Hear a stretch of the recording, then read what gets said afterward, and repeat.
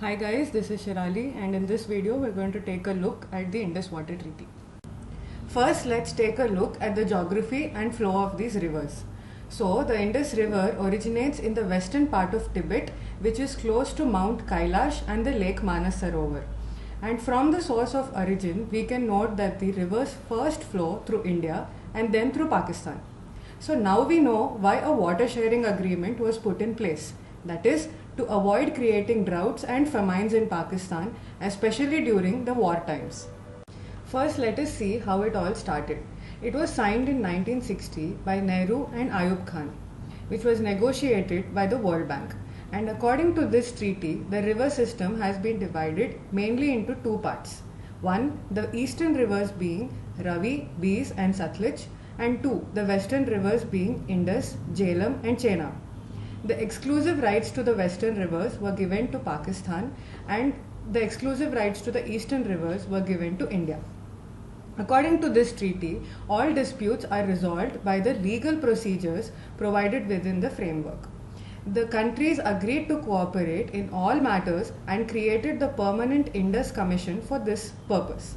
They meet regularly and all consultation and conflict resolution is done by them. So what are the problems with this treaty? India is allowed to use only 20% of the Indus water for irrigation, power generation and transport purposes. This is very less compared to Pakistan's 80% share.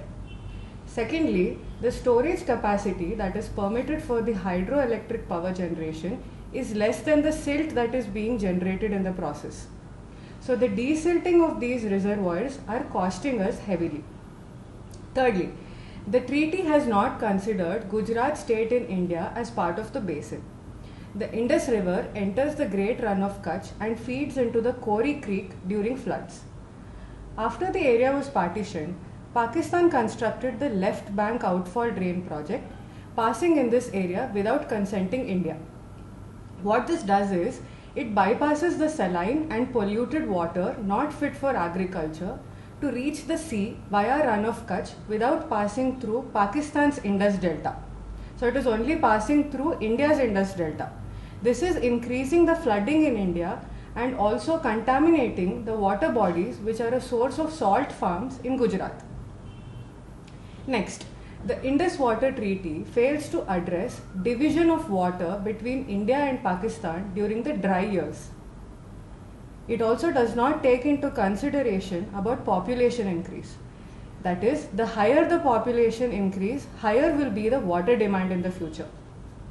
The storage capacities of water for Pakistan is only 30 days, whereas the world average is around 900 days. Also, glaciers constitute a huge reservoir of fresh water to the area, making the river flows highly variable and give rise to water crisis frequently. Recently, Prime Minister Modi has stated that blood and water cannot flow together after the 2016 Uri attacks. So the Indian government stated it would exercise its rights under the Indus Water Treaty to the fullest and would expand its utilization of its rivers flowing through Jammu and Kashmir. As per the treaty, India is allowed to use 20% of the western rivers, but it has hardly used more than 4%, and even the Indian farmers have not fully utilized waters of the eastern rivers, thus letting the waters flow freely into Pakistan. Pakistan is already a water-starved country, and if India decides to fully utilize its allotted waters, it will be in some serious trouble. The Permanent Indus Commission is scheduled to meet this month and will be discussing the main areas of dispute. Let us take a look into these disputes and see how valid they actually are. The Indus Treaty does not permit India to build storage dams on the rivers that are meant for Pakistan, but it is allowed to make a limited use for power generation. This means that our run of the river schemes need some limited storage.